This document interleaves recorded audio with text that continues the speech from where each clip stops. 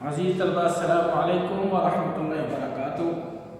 آج first year کے lecture number 12 سے ہم اپنی اسٹڈی کا آغاز کریں گے۔ اس سے پیشتر عزیز طلباء ہم نے علامہ اقبال کے نظم خطاب جوانان اسلام کا مطالعہ کیا ہے۔ آج ہم ان کی دوسری نظم پیغام، جو اصل میں ان کی ایک طویل نظم شمع اور شاعر، اس کا ایک بند ہے، یہاں پہ شاید کتاب والوں نے پیغام کے عنوان سے سلیبس میں شامل کی ہے، اس کا مطالعہ کریں گے۔ بسم اللہ الرحمن الرحیم۔ تو سب سے پہلے پیغام کا تھوڑا سا تعارف، کیونکہ شاعر کا تعارف اس سے پہلے ہو چکا ہے۔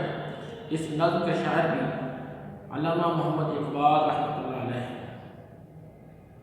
شامل نصاب نظم پیغام علامہ اقبال کی تصنیف، بانگ درا کی نظم شمع اور شاعر کا ایک بند ہے۔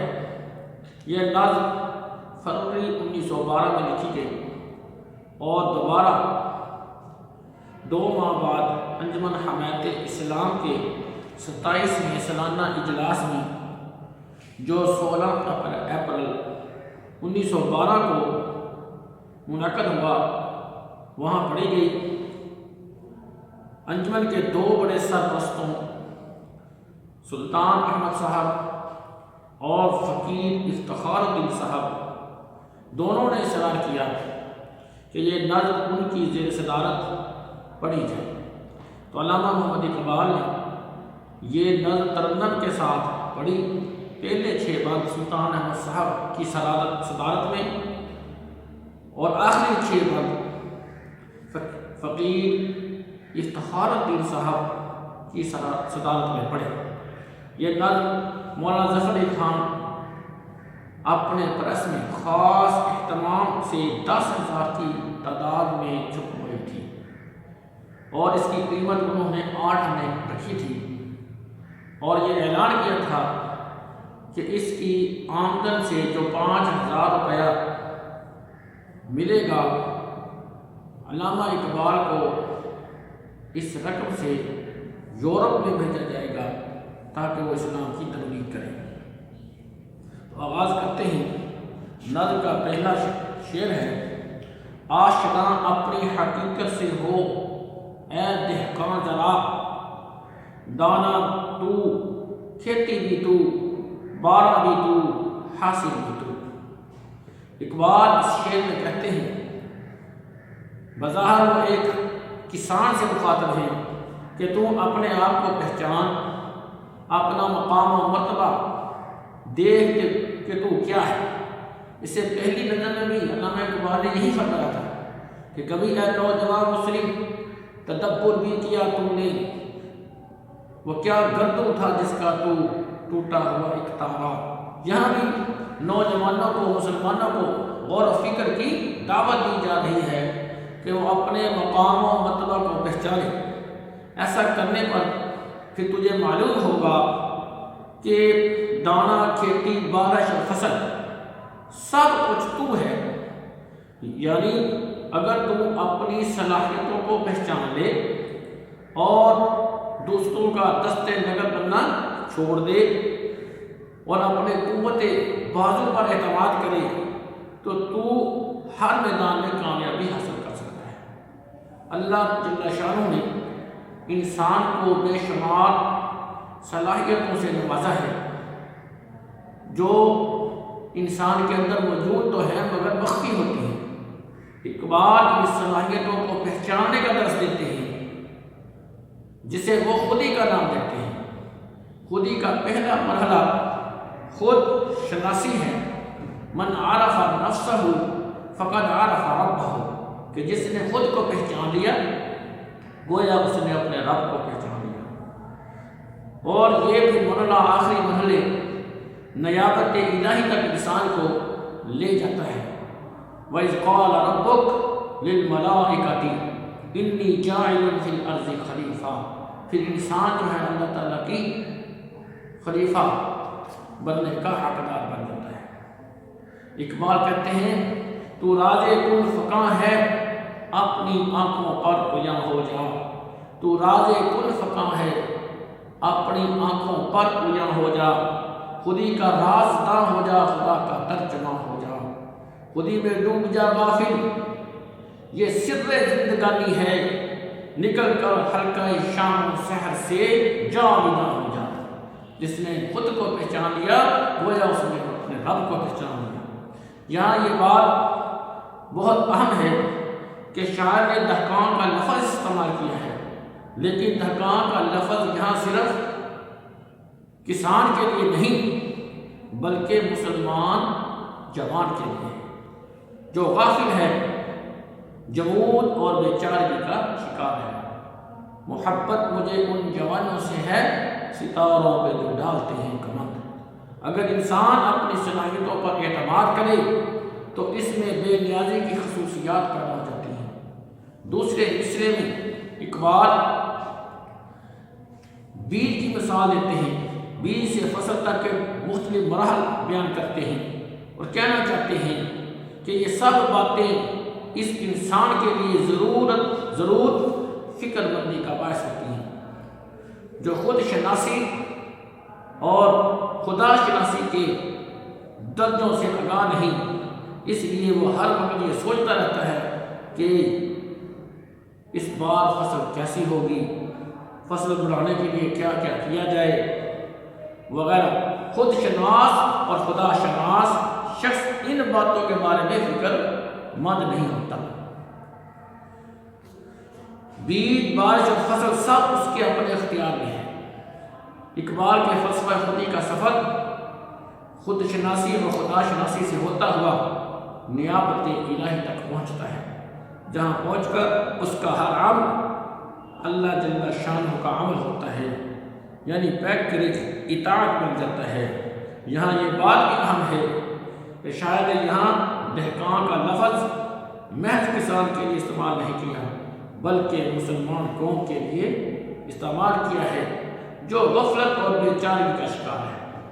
ایک جمود کی کیفیت ہے جس نے ان کو جکڑ کر رکھ دیا ہے اور دوسروں کا بھروسہ کرنے کا یہ عالم ہے کہ انتہا بھی اس کی ہے آخر خریدے کب تلک، انتہا بھی اسی کی ہے آخر خریدے کب تلک، چھتریاں رومال مفلر پیرہن جاپان سے، اپنی غفلت کی یہی حالت اگر قائم رہی، آئیں گے غسال کابل سے کفن جاپان سے۔ اقبال کہتے ہیں کہ ہمیں دوسروں کا دست نگر نہیں بننا چاہیے، اس سے انسان کی عزت نفس مجروح ہوتی ہے، انسان دوسروں کا محتاج ہو جاتا ہے اور اس کی وقت عزت دوسروں کی نظر میں گر جاتی ہے۔ انسان کو صرف اپنی حاجات صرف اللہ رب العزت سے پوری کروانے کے لیے دعا کرنی چاہیے اور اپنی خوابیدہ صلاحیتوں کو بیدار کرنا چاہیے۔ ان اللہ لا یغیر ما بقوم حتی یغیروا ما بانفسہم، بے شک اللہ رب العزت کسی قوم کی حالت نہیں بدلتے جب تک کہ اس کو آپ اپنی حالت کے بدلنے کا دھیان نہ ہو۔ اے مسلمان، تجھے علم ہی نہیں کہ تو کتنا عظیم ہے، اور اللہ تعالیٰ نے تو کائنات کے موجودات تمام کائنات تمہارے لیے پیدا کی ہے۔ وَسَخَّرَ لَكُم مَّا فِي السَّمَاوَاتِ وَمَا فِي الْأَرْضِ، لیکن افسوس صدیوں کی غلامی نے تیری فطری خوبیاں تیری نظروں سے اوجھل کر دی ہیں۔ نہیں جاتی کہاں تک فکر انسانی نہیں جاتی، نہیں جاتی کہاں تک فکر انسانی نہیں جاتی، مگر اپنی حقیقت اب پہچانی نہیں جاتی، صورتحال یہ بن چکی ہے۔ شعر نمبر 2، آہ کس کی جستجو آوارہ رکھتی ہے تجھے، راہ تو راہرو بھی تو راہبر بھی تو منزل بھی تو۔ علامہ اقبال مسلمانوں کو خود شناسی اور خود اعتمادی کا درس دیتے ہوئے کہتے ہیں، کلمہ افسوس کا کلمہ افسوس استعمال کرتے ہوئے کہتے ہیں، آہ ہے افسوس کہ مسلمان نوجوان اپنے مرکز سے ٹوٹ چکے ہیں اور اب ادھر ادھر بھٹکتے چل رہے ہیں۔ اس کے بہت سے اسباب ہیں۔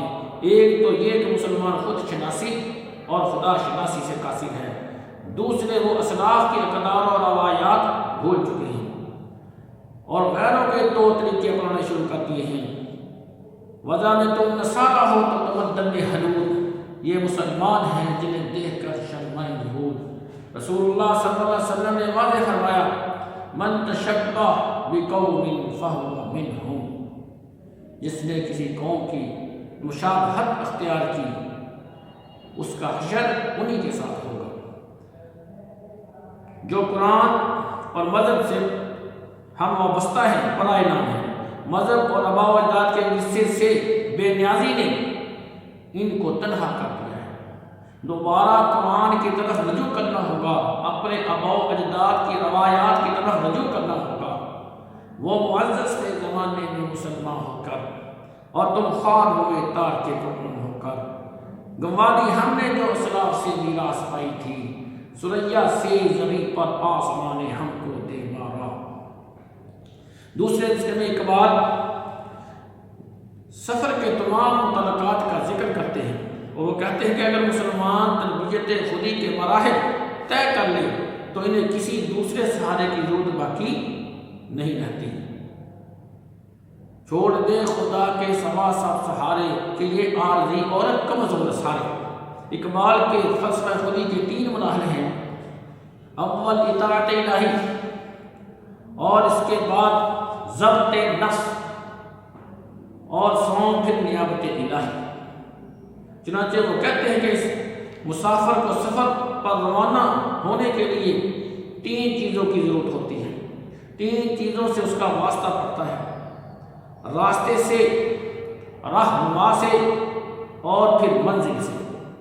یہ سب باتیں تیرے اپنے یقین اور اعتماد سے وابستہ ہے۔ اتنا عظیم ہو جا کہ منزل تجھے پکارے۔ ضرورت اس امر کی ہے کہ بھٹکنے کی بجائے اپنی ذات کا عرفان حاصل کیا جائے۔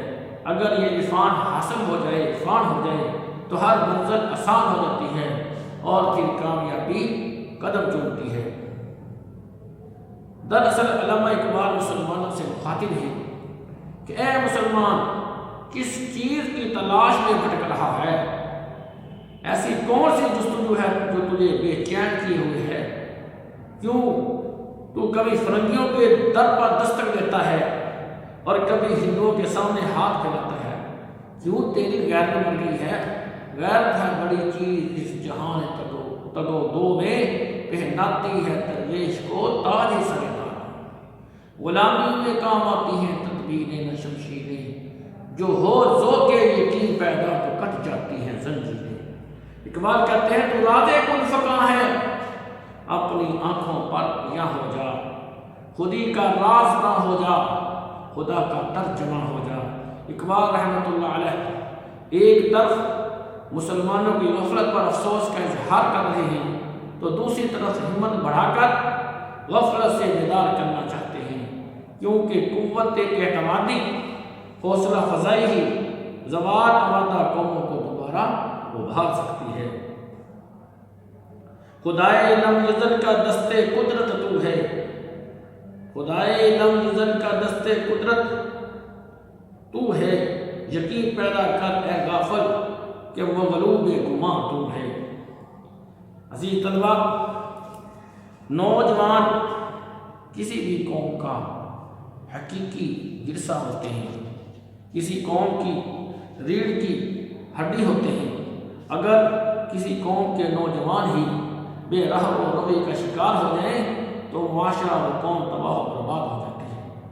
یہی وجہ ہے کہ اقبال اپنی شاعری میں نوجوان سے مخاطب ہوتے ہوئے کبھی انہیں شہین کہتے ہیں، کبھی اس کو منزل یاد دلاتے ہیں کہ پرے ہے چرخے نیلی فام سے منزل مسلمان کی، ستارے جس کی گرد راہ ہو وہ کارواں تو ہے۔ اس شعر میں اقبال بظاہر تو ایک مسافر سے مخاطب ہیں، لیکن در حقیقت وہ تمام مسلمانوں سے مخاطب ہیں کہ انہیں اپنی سستی کاہلی چھوڑنی ہوگی، اور تمام زمین آسمان کائنات اللہ رب العزت نے انسان کے لیے مسخر کر دی ہے۔ الم تر ان اللہ سخر لکم ما فی السماوات و ما فی الارض، کیا تم نے نہیں دیکھا کہ ان اللہ سخر لکم ما فی الارض، کہ اللہ رب العزت نے تمہارے لیے مسخر کر دیا ہے جو کچھ آسمانوں میں ہے اور جو کچھ زمینوں میں ہے۔ ہیں تیرے تصرف میں یہ بادل یہ گھٹائیں، ہیں تیرے تصرف میں یہ بادل یہ گھٹائیں، یہ گنبد افلاک یہ خاموش فضائیں، یہ کون یہ صحرا، یہ کوہ یہ صحرا، یہ سمندر یہ ہوائیں، تھی پیش نظر کل تو فرشتوں کی ادائیں، آئینہ ایام میں آج اپنی ادا دیکھ تو تجھے پتہ چل جائے گا کہ آج تو کہاں کھڑا ہے۔ شعر نمبر 3، کانپتا ہے دل تیرا اندیشہ طوفان سے کیا، نا خدا تو بحر تو کشتی بھی تو ساحل بھی تو۔ اس شعر میں علامہ اقبال مسلمانوں کو خود شناسی کا درس دیتے ہوئے کہتے ہیں تیرا دل نامساعد حالات سے ڈرتا ہے، مصائب رکاوٹوں اور طوفان سے ڈرتا ہے، جبکہ تو خود اس کشتی کا ملاح ہے، سمندر بھی تو خود ہے، کشتی بھی تو خود ہے، اور ساحل بھی، یعنی یہ تمام چیزیں تیری دسترس میں ہیں، تجھے ان پر اختیار کل حاصل ہے۔ مشکل حالات میں خوف زدہ ہو کر تجھے دوسروں کو پکارنے کی کوئی ضرورت نہیں، اپنی ذات پر تجھے اعتماد کرنا چاہیے، کتنی ہی کڑی مشکل کیوں نہ ہو، تیرا حوصلہ ہمیشہ بلند رہنا چاہیے۔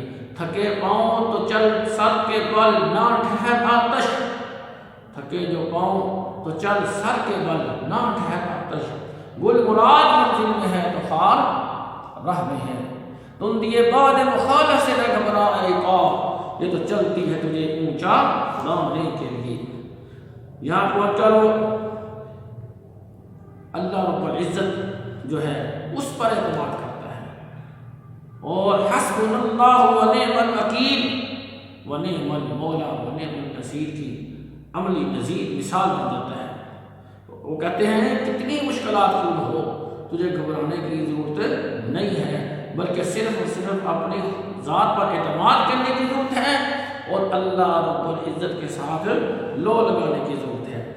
ہاتھ ہے اللہ کا بندہ مومن کا ہاتھ، والو کار آفرین کار کشا کار صاف۔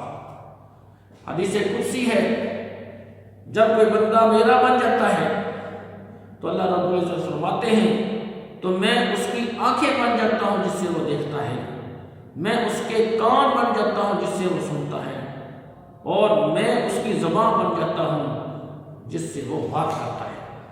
یہ وہ مقام ہے جو تربیت خودی کے مراحل طے کرنے کے بعد ہی حاصل ہوتے ہیں، یہی وہ بنیاد ہے جو فرد ملت اور قوم کے مقدر کا تعین کرتی ہے۔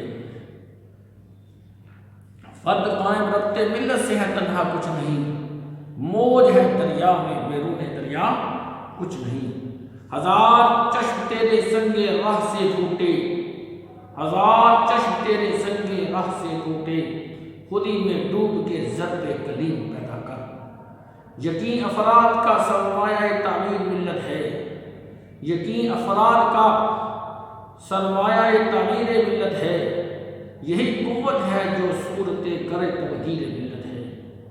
چنانچہ انسان کو مشکل وقت میں پریشان نہیں ہونا چاہیے، بلکہ اس کا مقابلہ کرنے کے بارے میں سوچنا چاہیے، کیونکہ مومن کے سامنے جب موت کا فرشتہ بھی آتا ہے تو وہ مسکرا رہا ہوتا ہے۔ موت کیا آ کے فقیروں سے تجھے لینا ہے، موت کیا آ کے فقیروں سے تجھے لینا ہے، مرنے سے آگے ہی یہ لوگ تو مر جاتے ہیں۔ در حقیقت اس شعر میں شاید مسلمانوں کو یہ بتانا چاہتے ہیں کہ تیری ذات میں ان گنت صفات موجود ہیں، تیری ذات بہت سی خوبیوں کا مرکب ہے، تجھے گھبرانے کی ضرورت نہیں ہے، تمہیں صرف اور صرف اپنی قوتوں پر بھروسہ کرنے کی ضرورت ہے اور اپنی خوابیدہ صلاحیتوں کو بیدار کرنے کی ضرورت ہے۔ علامہ اقبال نے کہا تھا، دل مردہ دل نہیں ہے اسے زندہ کر دوبارہ، دل مردہ دل نہیں ہے اسے زندہ کر دوبارہ، کہ یہی ہے اونٹوں کے مرض کہن کا چارہ۔ تیرا بحر پرسکون ہے یہ سکون ہے یا خصوم ہے، تیرا بحر پرسکون ہے یہ سکون ہے کہ خصوم ہے، نہ نہنگ ہے نہ طوفان، نہ خرابی نہ کنارہ، جوش و جذبہ تیرے اندر موجود نہیں ہے۔ اپنے اندر اپنے اسراف والا جوش و جذبہ پیدا کر۔ عزیز طلبہ، آج شعر نمبر 3 کی تشریح مکمل ہو چکی ہے۔ انشاءاللہ تعالی الرحمن اگلے لیکچر میں شعر نمبر 4 سے ہم اپنی تشریح کا آغاز کریں گے۔ السلام علیکم ورحمۃ اللہ وبرکاتہ۔